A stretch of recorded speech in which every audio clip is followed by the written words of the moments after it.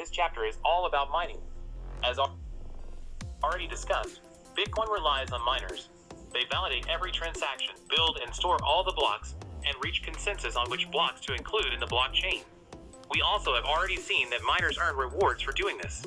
But many interesting questions remain unanswered. Who are the miners? How did they get into this? How do they operate?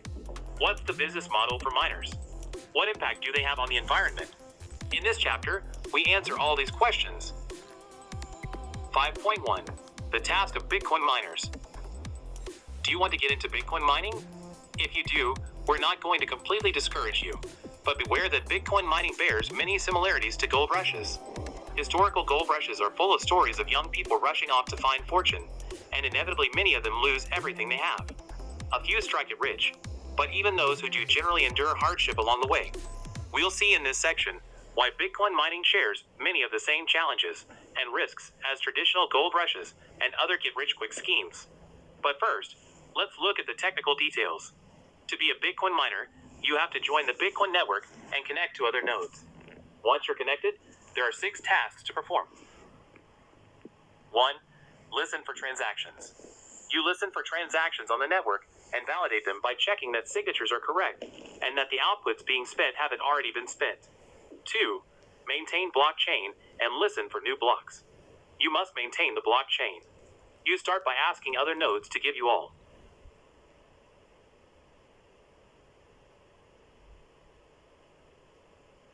the historical blocks that are already part of the blockchain before you join the network. You then listen for new blocks that are being broadcast to the network. You must validate each block that you receive by validating each transaction in the block and checking that the block contains a valid nonce. We return to the details of nonce checking later in this section. 3. Assemble a candidate block. Once you have an up-to-date copy of the blockchain, you can begin building your own blocks. To do this, you group transactions that you have heard about into a new block that extends the latest block you know about. You must make sure that each transaction included in your block is valid. 4. Find a nonce that makes your block valid. This step requires the most work, and it poses all the real difficulties for miners. We discuss this step in detail shortly. 5. Hope your block is accepted. Even if you find a block, there's no guarantee that your block will become part of the consensus. There's a bit of luck here. You have to hope that other miners accept your block and start mining on top of it instead of some competitor's block. 6. Profit. If all other miners do accept your block, then you profit. In 2015, the block reward is 25 Bitcoins, which is currently worth about $10,000. In addition, if any of the transactions in the block contain transaction fees, the miner collects those too. So far, transaction fees have been a modest source of additional income, only about 1% of block rewards. We can classify the steps that a miner must take into 2 categories. Some tasks, validating transactions and blocks, help the Bitcoin network and are fundamental to its existence. These tasks are the reason that the Bitcoin protocol requires miners in the first place. Other tasks, the race to find blocks and profit, aren't necessary for the Bitcoin network itself but are intended to incentivize miners to perform the essential steps.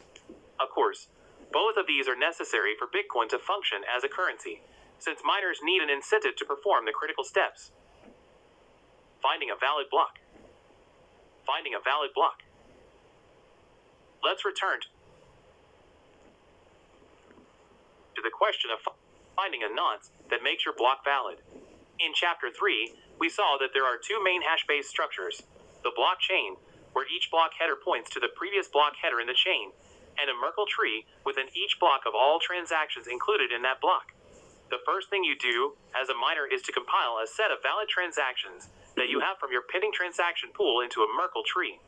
Of course, you may choose how many transactions to include up to the limit on the total size of the block. You then create a block with a header that points to the previous block.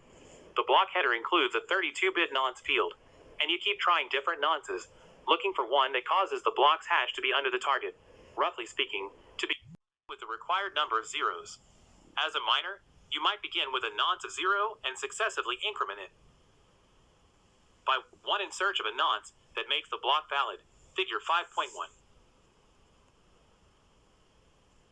In most most cases, you'll try every single possible 32-bit value for the nonce, and none of them will produce a valid hash. At this point, you're going to have to make further changes. Notice in figure 5.1 that there's an additional field in the Coinbase transaction that you can use an extra nonce as well. After you exhausted all possible nonces for the block header, you'll change the extra nonce in the Coinbase transaction, say, by incrementing it by 1, and then you'll start searching nonces in the block header once again. Figure 5.1.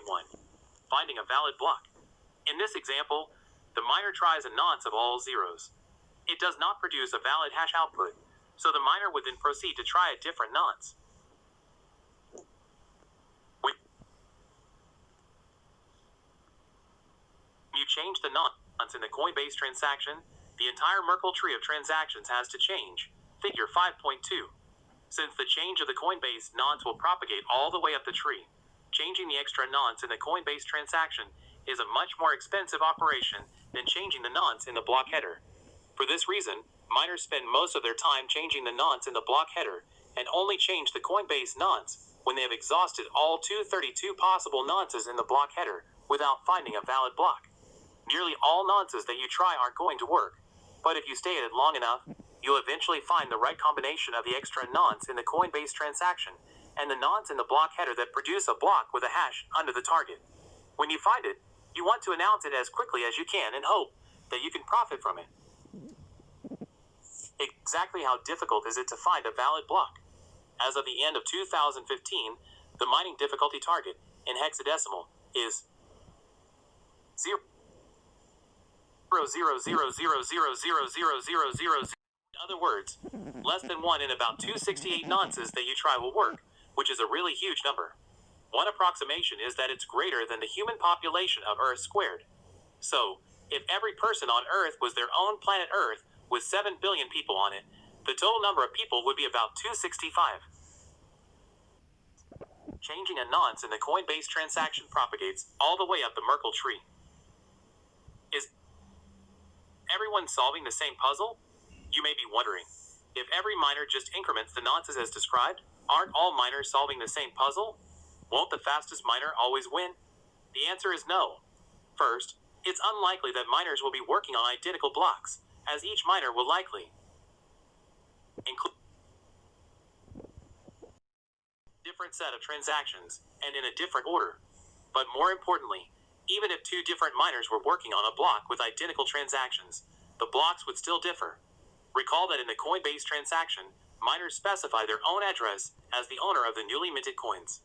This address by itself will cause changes that propagate up to the root of the Merkle tree, ensuring that no two miners are working on exactly the same puzzle unless they share a public key. This would only happen if the two miners are part of the same mining pool, which we'll discuss shortly, in which case they'll communicate to ensure they include a distinct nonce in the Coinbase transaction to avoid duplicating work.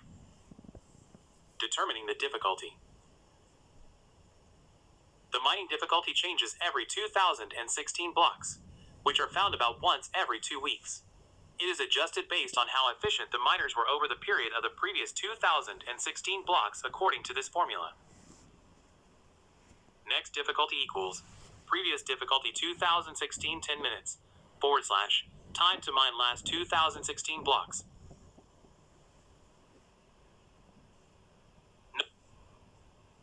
Note that 2016 10 minutes is exactly 2 weeks, so 2016 blocks would take 2 weeks to mine if a block were created exactly every 10 minutes. So the effect of this formula is to scale the difficulty to maintain the property that blocks should be found by the network on average about once every 10 minutes.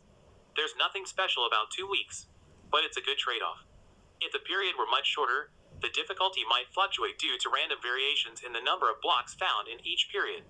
If the period were much longer, the network's hash power might get too far out of balance with the difficulty. Each Bitcoin miner independently computes the difficulty, and will only accept blocks that meet the difficulty that they computed. Miners who are on different branches might not compute the same difficulty value, but any two miners mining on top of the same block will agree on what the difficulty should be. This allows consensus to be reached. You can see in figure 5.3 that over time, the mining difficulty keeps increasing. It's not necessarily a steady linear increase or an exponential increase. but it depends on activity in the market. Mining difficulty is affected by such factors as how many new miners are joining, which in turn may be affected by the current exchange rate of Bitcoin. Generally, as more miners come online and mining hardware gets more efficient,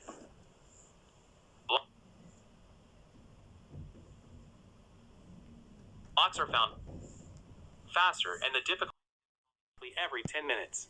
So the effect of this formula is to scale the difficulty to maintain the property that blocks should be found by the network on average about once every 10 minutes. There's nothing special about 2 weeks, but it's a good trade-off. If the period were much shorter, the difficulty might fluctuate due to random variations in the number of blocks found in each period. If the period were much longer, the network's hash power might get too far out of balance with the difficulty. Each Bitcoin miner independently computes the difficulty, and will only accept blocks that meet the difficulty that they computed. Miners who are on different branches might not compute the same difficulty value, but any two miners mining on top of the same block will agree on what the difficulty should be. This allows consensus to be reached. You can see in figure 5.3 that over time, the mining difficulty keeps increasing. It's not necessarily a steady linear increase or an exponential increase, but it depends on activity in the market. Mining difficulty is affected by such factors as how many new miners are joining, which in turn may be affected by the current exchange rate of Bitcoin. Generally, as more miners come online and mining hardware gets more efficient, difficulty is about 10 minutes to find a block. In figure 5.3, the difficulty is a step function. Even though the overall network hash rate is growing smoothly, the discrete step results from the fact that the difficulty is only adjusted to find a block on average. Figure 5.4 shows how many seconds elapse between consecutive blocks in the blockchain. You can see that this gradually goes down, jumps up, and then gradually goes down again. Of course, what's happening is that every 2016 blocks, the difficulty resets, and the average block time goes back up to about 10 minutes. Over the next period, the difficulty stays unchanged, but more and more miners come online. Since the hash power has increased but the difficulty has not, blocks are found more quickly until the difficulty is again adjusted after 2016 blocks, or about 2 weeks. Even though the goal was for a block to be found every 10 minutes. On average of 2013 and 2014, it was closer to about 9 minutes on average and would approach 8 minutes at the end of each 2-week cycle. Quick calculations show that this requires an astonishing 25% growth rate every 2 weeks, or several hundredfold per year. Unsurprisingly, this rate is not sustainable, and in 2015, the growth rate has been much slower, and occasionally negative. In figure 5.4b, we can see that as the mining power is closer to a steady state, the period to find each block stays much closer to 10 minutes. It can even take longer than 10 minutes, in which case there will be a difficulty decrease. Once considered unthinkable, this has happened fairly regularly in 2015. Figure 5.3. Mining difficulty over time, mid-2014. Note that the y-axis begins at 80,000 terahashes/s. The hash rate is averaged over 1,008 blocks. Source: bitcoinwisdom.com. Figure 5.4 time to find a block. A. Early 2014. Note that the y-axis begins at 460 seconds. The block generation time is averaged over 2016 blocks. Due to continued rapid growth in mining power during this time, the time to find a block decreased steadily within each 2-week window. B. Early 2015. Note that the y-axis begins at 540 seconds. The block generation time is averaged over 2016 blocks. As the growth of the network has slowed, the time to find each block is much closer to 10 minutes, and is occasionally more than that during periods where the network's hash power actually shrinks. Although no catastrophic declines of the network's mining power have occurred so far, there's no inherent reason that cannot happen.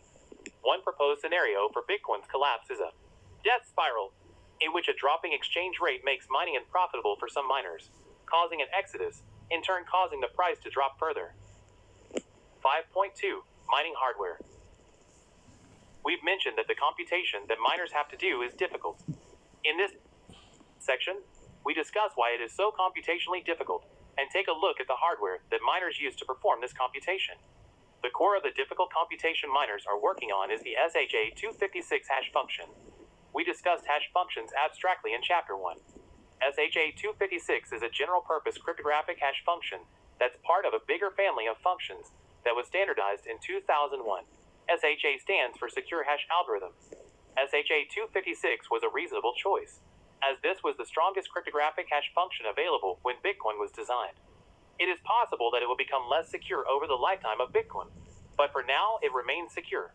Its design did come from the U.S. National Security Agency, which has led to some conspiracy theories, but it's generally believed to be a very strong hash function. A closer look at SHA-256. Figure 5.5 shows more detail about what actually goes on in a SHA-256 computation. We don't need to know all the details to understand how Bitcoin works, but it's good to have a general idea of the task that miners are solving. The SHA family. The 256 in SHA-256 comes from its 256